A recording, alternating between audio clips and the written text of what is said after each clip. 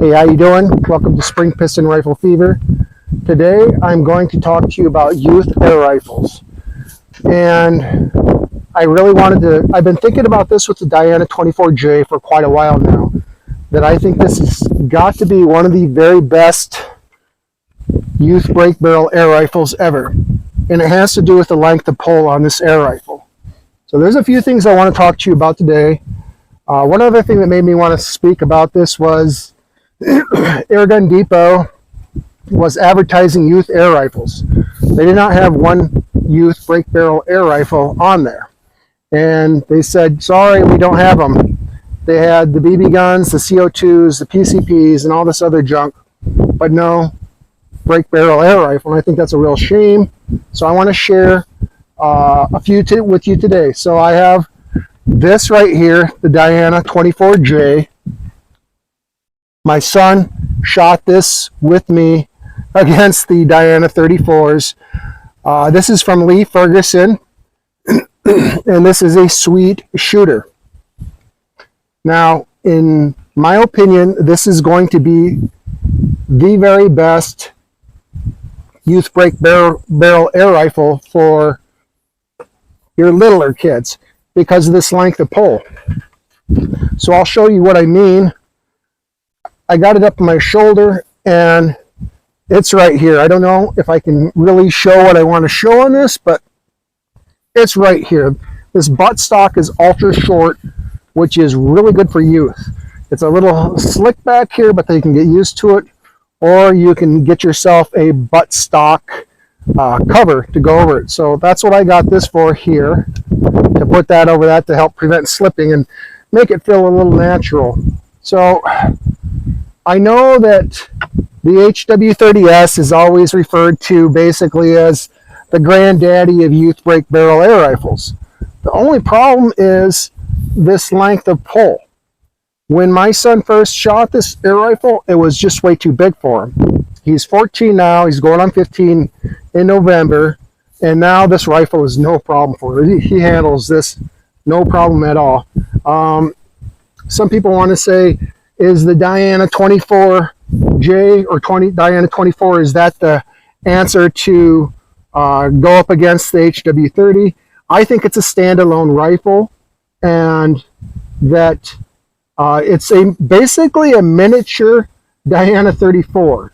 So I'm going to stand these up together once, and you're going to see that the length of pull is much less in the Diana 24J, which is going to make it much easier for those youthful shooters.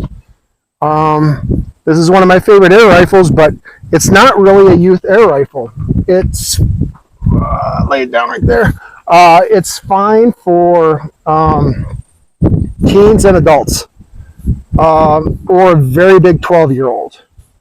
So this Diana 24J has an adjustable trigger under here, so that trigger can be set to break very nice, light and crisp. The breaking of the barrel is super easy, and it locks up so nice. It has a round ball detent. Now I heard from an air gun retailer in Arizona that the round ball detent wore out so fast. This rifle is very old. This rifle was made, it's over 30 years old. This is 1990. It's in 1990. I'll let you listen to the shot cycle once. I'll aim at a target over here. And we will be putting a head-to-head against the HW30 versus the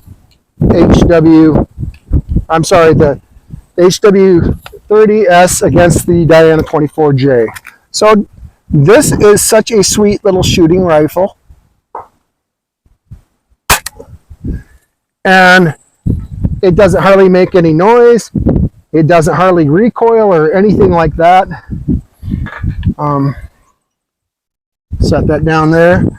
One of the things that they said in the email to me from Airgun Depot, because I made a comment, I said how sad for American air gunners that there is no youth break barrel air rifles anymore. I just thought that they didn't have them for sale anymore. Now you might have to get a foreign resource. You might have. The only problem is, it seems like a lot of people want to jack the price of those Dianas up, those older Dianas. I think they put some insane price tags on them, but I think that's got to be one of the best with that short buttstock. So Airgun Depot said they didn't have this. I bought this a few years ago for my son. This is a Stoeger S3000C, and this is, well, let me back up. In the email message from Airgun Depot, they said the rifles would be too hard for children to cock, the other break barrels. But I want to show you this. You know, when you cock a break barrel air rifle, slowly, you feel the full weight of it. This feels like nothing. So this has a round ball detent. It has a single stage trigger, and I added some moly grease in that, and that really improved that also. I won't be shooting this for accuracy today. The safety is back here. It has open sights. It's not a super high quality air rifle, but it's accurate. It's something that youth can use. It's something that a youth can use. You can take down a bunny with this for sure, no problem. Within 20 yards, make sure it's sighted in right. But more important, it can add a lot of fun to youth. I did remove the buttstock. They had this huge butt pad on there. Once again, making it tough for youth to use. When my son first had this, it did not fit him very well. So after adding my homemade rubber butt pad, it fit him much better. Oh, let me set that out. You know, time goes by so fast. I don't remember about this next one either. I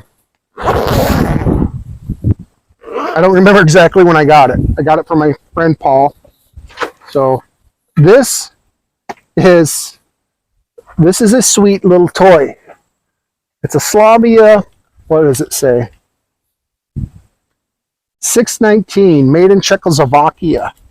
A model 619 made in Czechoslovakia. Now this cocks even easier. This is like nothing. Let me get my pellets. Seems to like the wad cutters, the cheap wad cutters. But this cocks even easier. Now I'll cock it at the heaviest point here that I can find. Oh, right up there. And it still was not hard. It does not have a safety, but this would be great for any youth. It has a leather piston and a leather breech seal. It's spring piston operated. And you always see them for sale. So this is a go-getter for me. Now I put some oil in here just before coming out, so it should diesel a little bit. Yep, hit my target down there. I got a can here. I'll take a little break. It's really close by, and I'll drill that a few times for you with this Slavia 619. And I had not done a video with this, so hopefully I'll have this uploaded soon to do that. This also could really use new mainspring and piston seal and breech seal. This is just a fun can smasher. Think of this as something like a BB gun that you would get for your youth. So I'm just going to move the camera over here. We'll pause right here and get it set up. And I have a can here dangling on my fishing pole. Like I said, this would be perfect for little kids. The length of pole on this is very small. If you can see, my pinky to my thumb reaches all the way up to the pistol grip. And that was a miss. It's a little hard hitting a can when it's dancing in the wind. Now you don't really even need any grease with this rifle. You just need some good gun oil. There we go. And I guarantee you that this will be hours and hours of fun for a youth. Well, that pellet fit tight. The cheapo Daisy. And it stopped dancing for me for a second.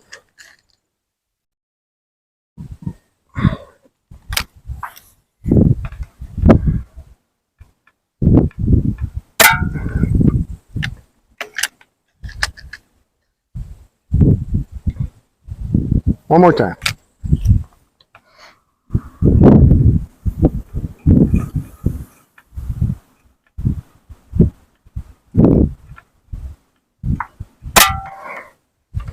So this is a rifle that would be great in the basement during the winter months. Just make sure that you don't shoot anything hard like a tin can. Make sure that you have good soft backstop. Eye protection is important because ricochets can happen with this very low-powered spring piston rifle.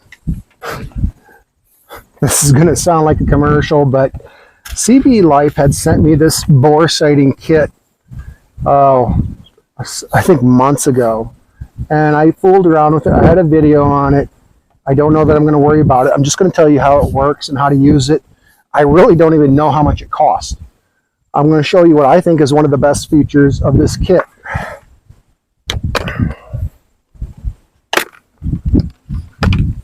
So one of the features of this kit that I really like is this level here. Now this level is great for balancing your scope.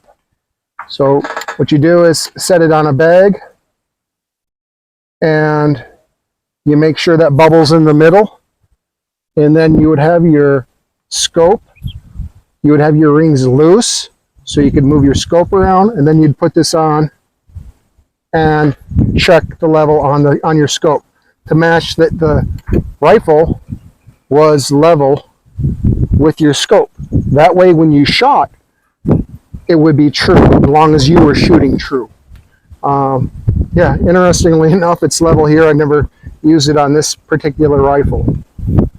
So also in the kit comes a multitude of different things. It has this jobber here, which is your laser sighter. And what you do is you find, let me grab one of these small ones. It has these different size fittings that will go in your barrel. So what you do is you screw this on the end here like this, and it actually will open up for you. It has little slits in it. It will actually open up to fit your barrel. So then you'll put this down your barrel, down your tube, and it'll sit like that. There's a couple of batteries in here to go with it. There's a little screwdriver. There's other different sizes in here for you to use. So you would put that in there. Here's the little batteries that go inside. And it is kind of neat. When I did use this, I used it on my HW50 22 caliber, the one that has the CB Life scope on it. And I think I was 25 yards, and I got on paper with it. You could see the little laser dot. So you're looking through your scope, and you have your laser thing on the end. I'm looking through the scope, and when I made adjustment to up and down, left and right on my scope, I could watch my crosshairs. I could guide them right into that little light that was on the laser. So that was cool. I know this is not much of a review of this, but that was kind of neat. So if you want to check out that CB Life product, I think it's neat. I think it's interesting. And if you think that it will help you get more on get on target quicker and easier, this might just be for you. So we are going to start out, and I think I will use the Diana 24J first. I get that guy. And I'm going to put this butt pad on. Now, youth are not going to need this butt pad, but as they get bigger, they might. So I'm going to put this on for me to give just a little bit more stability, because this butt stock is so short. Without it, I'll pull it off once. Without it, I have to place that right in my shoulder on my deltoid instead of in the pocket of my shoulder, which is more where it should be. So I'm going to use this, and it doesn't fit perfect. Eventually, if I want to, I can put a needle and thread through this rubber right down here and suck it down tight, but this feels better already, just like this. Let's see, what are we going to do? We will use, let's start out with the Field Target Trophy pellets, the 8 point, what is it? These guys. The 8.64, we'll start on that, we'll do left to right. Then we'll do the Barracuda 8, and I've had lots of success with these. And we will use the Norma Golden Trophy 8.4 grain. All these pellets weigh similar.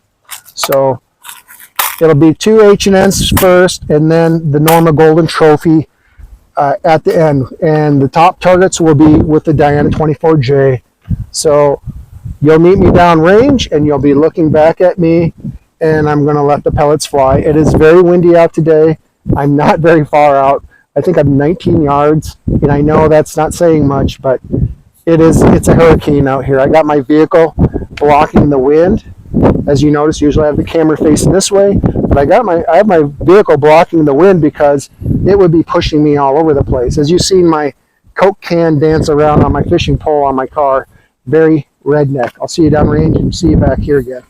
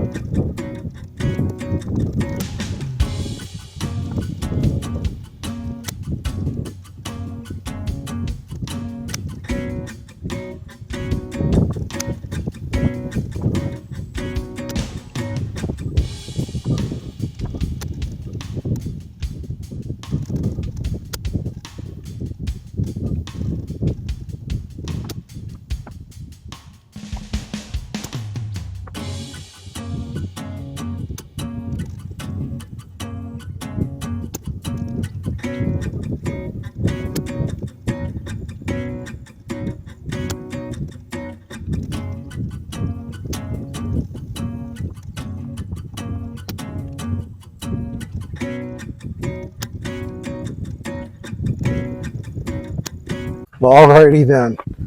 So the Diana J 24J, this one's not a powerhouse. This is producing just under 5 foot-pounds of energy. So it'll take out a bunny at close range, but I wouldn't do it too far out. This is on the verge of penetrating cans and not penetrating cans. Sometimes it does, and sometimes it doesn't. This is a lot of fun. The Diana 24J, and I would be lying to you if the HW30 was not my favorite and smooth as silk. But I still like the other air rifle. I even like my Chinese air rifle. Well, actually, it's my son's air rifle. Both of those are my son's air rifles. So I'm going to show you the shot groups, and I'm going to explain a few things. I don't even know if this got filmed, but I had shot twice, and all of a sudden I looked up and the camera wasn't there. The camera had gotten blown down. That's how windy it is here. So that's the H&N Field Target Trophy. This is the H&N Barracuda 8, and then the Norma Golden Trophy. Now these aren't big shot groups. You can see by my fingertip. They're nice, decent small size shot groups. And if it wasn't so windy, I know it would even do better. So I'm going to use a dime to show what we're looking at. The H&N Field Target Trophy is definitely not a dime size group. The Barracuda 8, 7 out of the 8. 7 out of the 10 would touch the dime. I'm so dumb. All right, and the Norma Golden Trophy, I am having such good success with these pellets. I think they're really good. A dime would touch every pellet right there. It doesn't fit under a dime, but it would touch every pellet. We'll look at a quarter to the groups. So this one got kind of long that way. It could be because of the gusting wind. I don't know. And the quarter would touch every pellet there. And the quarter completely covers the Norma Golden Trophy 8.4 grain pellet there. Now we're going to move on to the HW30s. And truthfully, I don't even know for sure what this favorite pellet is out of this rifle. It seems like it shoots everything good. So this is the H&N Field Target Trophy. The dime almost completely covers it. This is the Barracuda 8. And we got this wide group, which is kind of weird, and one up there. So the dime almost covers everything. And we have that flyer out to the side. And then we went with the Norma Golden Trophy at the end. Same thing. The dime almost completely covers everything once again. So, and I think it has to do with the wind. I've done better with this rifle, with these rifles, but I think the wind is really affecting the shooting out here. It's since I'm about done shooting, the wind is finally calming down, and you know that's the way it goes. If you like the video, please give it a like. If you like what you see, please subscribe to my channel, and I will continue to bring you good, informative, fun airgun shooting content. God bless everyone. Have an awesome day.